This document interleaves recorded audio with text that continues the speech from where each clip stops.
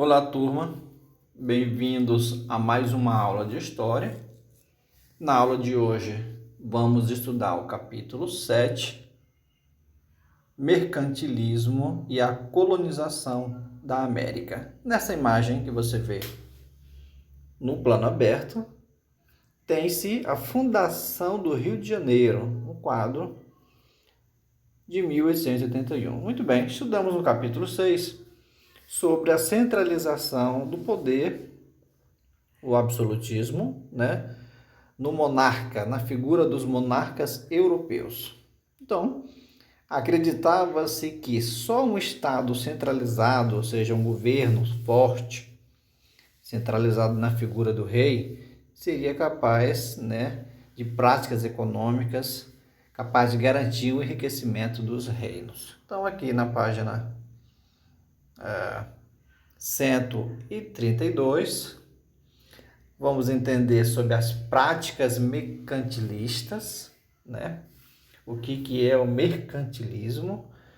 Então, esse é uma continuação dos nossos capítulos, Estudamos aqui a formação dos reinos europeus, a formação do Estado Nacional português, a formação do Estado Nacional francês, espanhol e inglês. Muito bem. Esse, então, é assunto desse capítulo 7. Na página 135, temos ali mercantilismo, atuações mercantilistas. Mercantilismo era uma prática, Então, você tem aqui uma balança, que exemplifica o mercantilismo. Então, você tem relações de comércio. Essas relações de comércio, elas eram desenvolvidas por troca de moeda. Então, você tem o metalismo, então era o padrão bimetal. Padrão bimetal significa duas moedas, ou seja, dois metais, era o ouro e prata. Então, você tem o protecionismo econômico, uma outra característica do mercantilismo.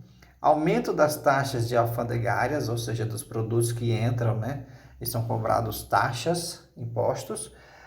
Monopólio, a prática de monopólio também é a prática do mercantilismo.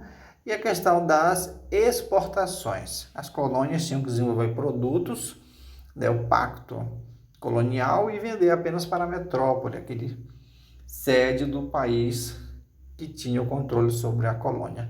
Desenvolvimento de manufatureiro e colonialismo. Colonialismo é uma das características, então, desse chamado mercantilismo. Então, são práticas mercantilistas.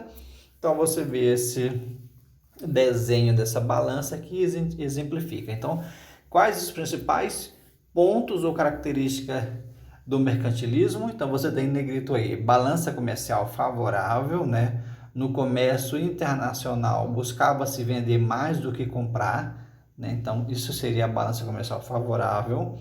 Uma outra prática, o metalismo no antigo regime.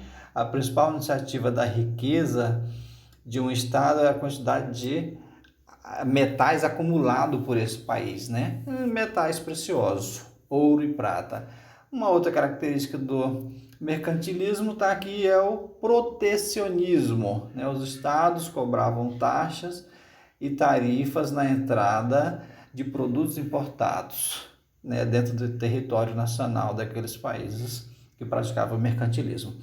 Aqui nessa imagem é sempre bom voltar o seu olhar para essa linha do tempo, para você entender o assunto que você está estudando. Então, 1919 a 1921, Hernán Cortés conquista o México, ou seja, o conquistador, representante do colonialismo espanhol, Hernán Cortés conquista, então, ali o México, os astecas. Em 1531, Martim Afonso de Souza, colonização da América Portuguesa, ou seja, o português que chega ali e se instala na costa brasileira. Francisco Pizarro inicia a conquista da região do atual Peru, então um outro navegador, colonizador espanhol, colonizando aquela parte ali da América do Sul. Em 1932, fundação da Vila de São Vicente, território brasileiro. Em 1935, fundação do Vice-Reinado da Espanha, América do Sul. Em 1943, criação do Vice-Reinado do Peru. Em 1976, Vice-Reinado da Prata. Então, acontecimentos muito importantes desse período aí, que chamamos de mercantilismo e colonização da América. Na página seguinte, temos um mapa, né, a colonização da América, e aí esse mapa aqui, principais rotas marítimas do comércio atlântico no século XVI. Então você vai ver no mapa, né, umas setas em várias cores. Essa seta demonstra as grandes navegações.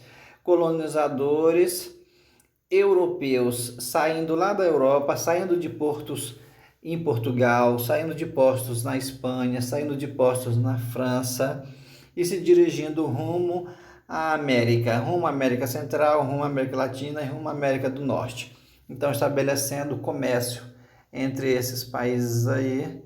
Você tem isso aí nesse mapa, as principais rotas marítimas, né, que ligavam Europa, América, África e alguns pontos na Ásia. Então, característica da colonização da América e o metalismo: você tem a formação de colônias no território americano, aí você tem política colonialista e você tem o Pacto Colonial. O Pacto Colonial era uma imposição de políticas feita pela metrópole, pelo país dominador, sobre a colônia, sobre o território dominado. Então você tem as principais características desse mercantilismo e da colonização da América. Na página 135, a conquista da América Espanhola. Então nós vamos ver aqui como se deu a conquista da América Espanhola. Território que vai desde o México até a Argentina, né, passando pela América Central e América do Sul. Então você vê ali que os espanhóis conseguiram, a partir do início do século XVI, 1942, né, a conquista da América com Cristóvão Colombo, a expansão das viagens marítimas e a conquista de vários territórios pelos espanhóis, com o uso de arma, com o uso de ataques, estratégias de ataque, o uso de cavalo, com o uso de armas de fogo e com também bastante contaminação por micro-organismos, bactérias, doenças, né? Então você tem a conquista do México, aonde antes viviam milhares de povos na cidade de Tenochtitlan, né? Povos astecas. Então vão ser dominados ali por Hernán Cortés, o conquistador espanhol. E você tem aí o início da colonização espanhola da América.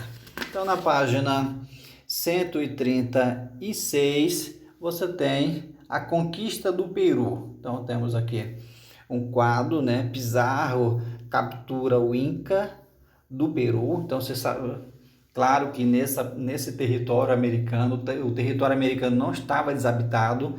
Ao longo de toda a América, estava habitada desde a América do Norte, passando pelas outras áreas americanas, era habitada por série de povos ameríndios, né? Povos indígenas, povos astecas, os maias, os diversos povos incas. Então você vê, a conquista do Peru foi uma dessas conquistas que se deu através da força, através da estratégia de guerra, do uso da força, de armas, né? Então você tem ali, a partir de 1531, né, Francisco Pizarro liderou os ataques aos incas, que ocupavam o território desde o norte do atual Equador até as regiões do atual Bolívia e Peru.